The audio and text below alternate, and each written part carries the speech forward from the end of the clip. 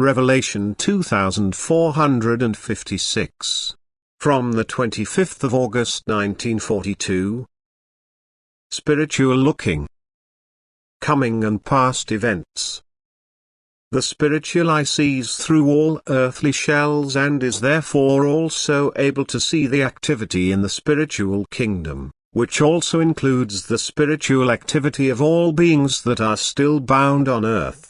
Everything that is not visible to the human eye can be seen with the spiritual eye, and time and space is no obstacle, but beyond time and space the human being who is able to see spiritually sees the things that were, that are now and that are still to come.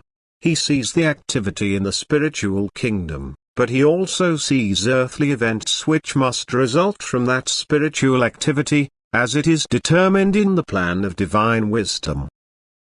However, only a few people have the gifts of spiritual vision. God only reveals the future to a few people, for a general knowledge of this would endanger people's higher development. That is, let them idly await what is to come. But those few people have the task of informing their fellow human beings of what is presented to their spiritual eye so that they become familiar with it.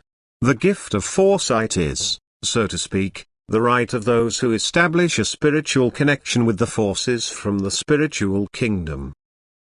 This connection can be conscious but also unconscious. The human being can open his heart to the currents from the spiritual kingdom through his will, thus declare himself willing to accept mental instructions, and these people will then also be given the second sight, to see with spiritual eyes processes which lie in the future.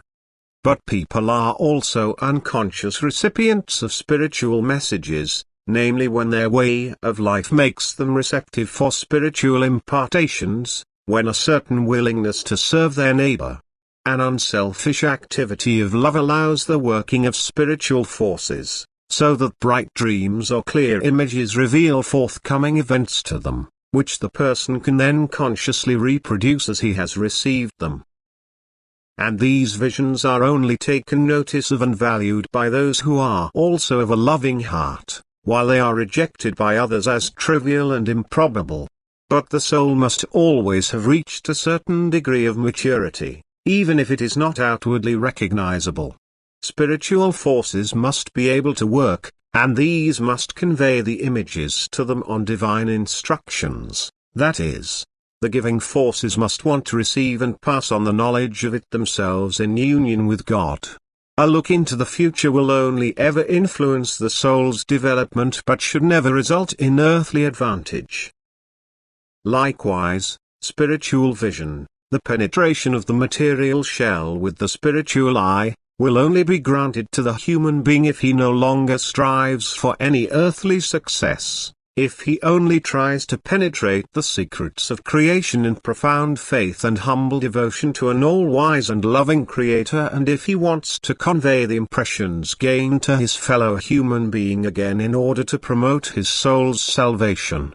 Deepest love for God and deepest love for his neighbor can earn him the gift of spiritual vision, but his experiences and knowledge are again only credible to people who are on the same track. In contrast, nothing is acceptable to the worldly person which he himself cannot see or grasp. The prerequisite for spiritual vision is a godly way of life and a willing heart that wants to pass on spiritual gifts. However, the human being is not always able to convey the images he has seen to his fellow human being if his capacity for comprehension is not at the same spiritual level, that is, if his state of maturity lags behind that of the one who is seeing. The observer must absorb the images completely uninfluenced by external influences, he must be inwardly free of other impressions, so to speak. That is, he must be willing to allow only the spiritual influx to have an effect on him. He must surrender himself completely to it and not allow any foreign influence to enter. And he does this when his will only desires the pure truth, when he acknowledges God alone as the authentic source of truth. Then the images will also completely correspond to the truth, and he will also be able to reproduce the visions in exactly the same way. But the same prerequisite also applies to the person who receives the account. His own wrong thinking or his own erroneous thoughts, which he does not want to surrender, also change the image described to him.